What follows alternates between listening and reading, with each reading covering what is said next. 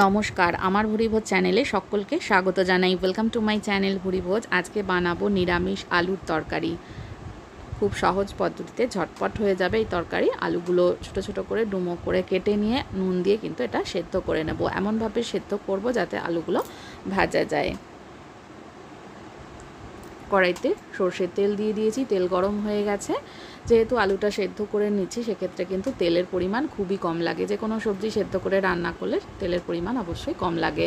এবার এর মধ্যে দিয়ে দিলাম পাঁচফোড়নটাকে ভালো করে ভেজে নেব। ভেজে নেওয়ার পরে 2 পিঞ্চের মতো হিং দিয়ে দিলাম।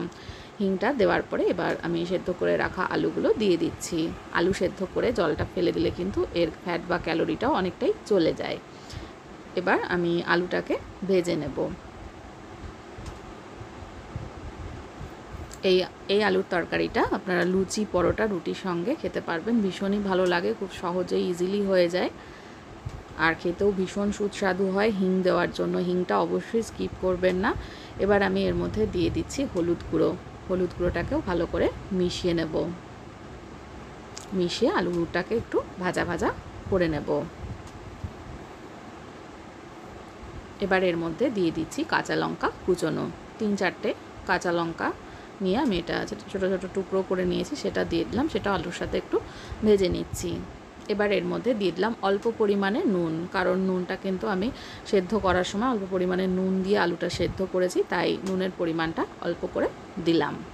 নুনটা মিশিয়ে নিয়ে আরও আলুটাকে একটু ভেজে ভেজে ভাজা ভাজা করে নিচ্ছি।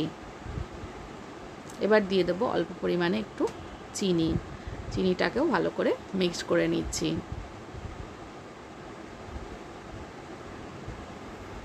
এবার আমি এর মধ্যে দিয়ে দেব গুঁড়ো মশলা, অল্প একটু জিরের গুঁড়ো আর অল্প একটু লঙ্কা গুঁড়ো এর মধ্যে দিয়ে দিলাম। আঁচটা একদম কমানো, দেখেই বুঝতে পারছেন যে আঁচটা আমি একদম কমিয়ে রেখেছি। গুঁড়ো মশলাটাও ভালো করে মিক্সড করে নিলাম।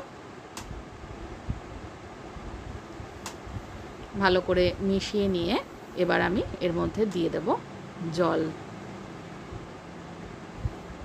যেহেতু গুঁড়ো মশলা দিচ্ছি সেই জন্য মশলাটা দেওয়ার সময় কিন্তু একদম আঁচটা কমিয়ে নিতে হবে, নইলে মশলা পুড়ে যেতে পারে, অথবা মশলাটা আপনারা জলে গুলেও অ্যাড করতে পারেন।